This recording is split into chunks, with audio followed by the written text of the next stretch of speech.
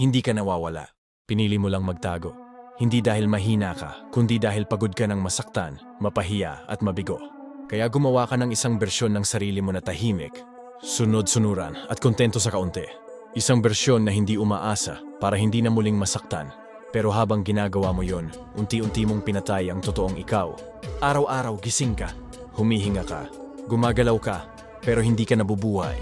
Para kang multo sa sarili mong buhay. Nakangiti sa harap ng iba pero sa loob mo, may sigaw na matagal nang hindi lumalabas.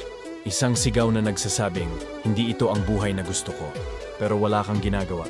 Sabi mo bukas na lang, sa susunod na linggo. Kapag handa na ako, kapag tama na ang oras, kapag may inspirasyon na, hanggang sa hindi mo na malayan, taon na ang lumipas, pero pareho ka pa rin. Pareho ang takot, pareho ang dahilan, pareho ang resulta. Ang masakit, alam mo kung ano ang kailangan mong gawin. Alam mo kung ano ang dapat mong itigil. Alam mo kung ano ang dapat mong simulan. Pero mas pinili mo ang komportable kaysa sa tama. Mas pinili mo ang pamilyar kaysa sa mahirap. At doon ka natalo.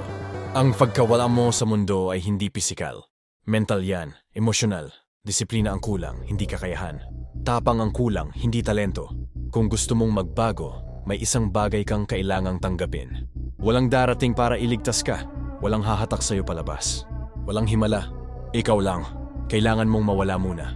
Hindi sa mundo, kundi sa ingay. Sa opinyon ng iba. Sa validation. Sa social media.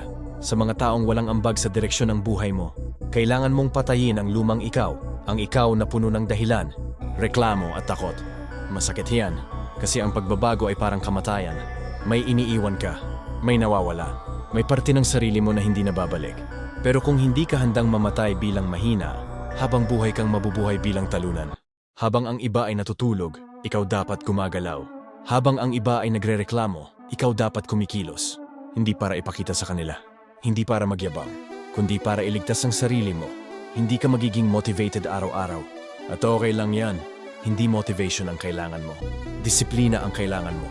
Kahit ayaw mo, kahit pagod ka, kahit walang nakatingin.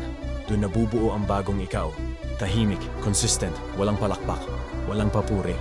Darating ang araw na magtataka sila. Bigla ka na lang hindi available. Hindi ka na sumasabay. Hindi ka na sumasagot agad. Hindi dahil mayabang ka, kundi dahil abala ka ng buuin ang sarili mong imperyo.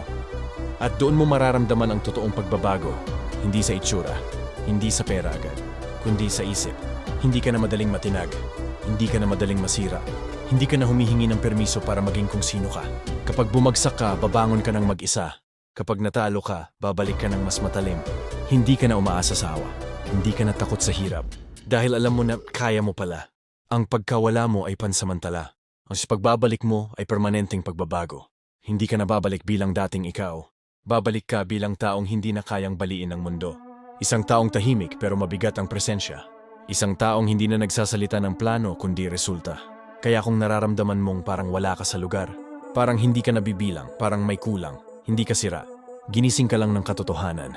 Ngayon ang tanong, mananatili ka bang multo sa sarili mong buhay?